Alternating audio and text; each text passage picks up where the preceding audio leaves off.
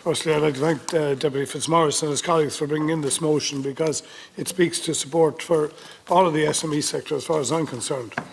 And it is a fact that right across the sector there's very, very significant challenges to SMEs, to retailers, to all service providers, hairdressers and beauty salons we heard on the street yesterday, and specifically to the food hospitality sector. And the motion is calling for a reduction or some easement of the VAT, which is critical now at this stage. But, Minister, all of these businesses, the one challenge they have and the one thing they have in common is they are all facing rising costs, many which are attributable to government actions. The minimum wage increases, the sick pay, the parental leave, the auto-enrolment, all of these are very laudable and we want to do these. But we have to give support to business and recognise that business cannot carry all of these costs put onto their trading account.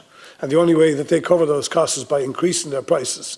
And as soon as they do that, they see an impact to the consumption and to their turnover. But specifically, there are costs in terms of utilities. Food costs into the hospitality sector there yesterday, we heard, are up over 200% in the last 2 years. Utilities up over 100%. All energy is up over 100%. And bureaucracy is another significant problem that they are facing, all thanks to government departments. I think, Minister, it's ironic that budgets, when we went in as part of the regional group into our pre-budget submission, we asked for the VAT to be addressed for the food sector. And we actually put forward what we thought was something novel. We were talking about a stepped VAT change based on the turnover.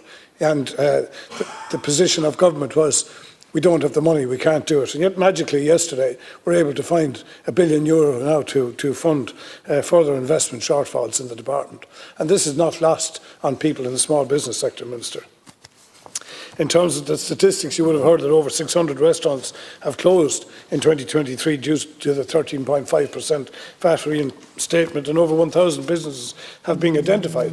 But a key message that went out yesterday on a restaurant with a turnover of €1 million, the increases in the last budget have forced 96,000 extra in terms of cost. So on a business of €500,000 turnover, you can extrapolate that to be somewhere around about €43,000. And I can guarantee you there's none of those businesses that are making and retaining €40,000 in their business.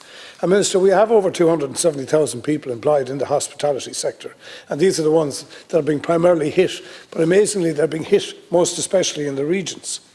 And this is our future tourism offering. It's part of our community cohesiveness, and it's what makes the Irish tourism experience unique, Minister. And what will people come to Ireland for in the future if we close down these indigenous businesses? As someone said yesterday, the Irish pub will be an attraction that you go to the continent to see in the future, the way we're going. So I'd ask you again, Minister, to look at doing something with the VAT. And I'd also remind you, Minister, of the lack of participation of the SME sector at the Labour Employer Economic Forum, LEAF, something that I have been bringing up here for the past 4 years. There is still no tacit recognition that the small business sector is not being brought into discussions and that decisions are being made outside of them, as had happened the last time. I'd also ask you, Minister, in terms of, will you make a decision to bring ISME onto the LEAF so that we'll have some representation in that area? And I'd ask you one other key point, Minister.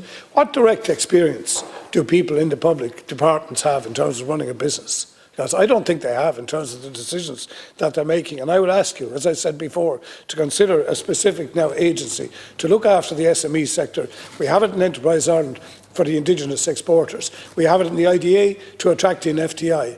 But it's no good saying that the local authorities and the LEOs are providing. They're doing what they can do at ground level. We need a national agency to cover off the SME sector as soon as possible. We move on.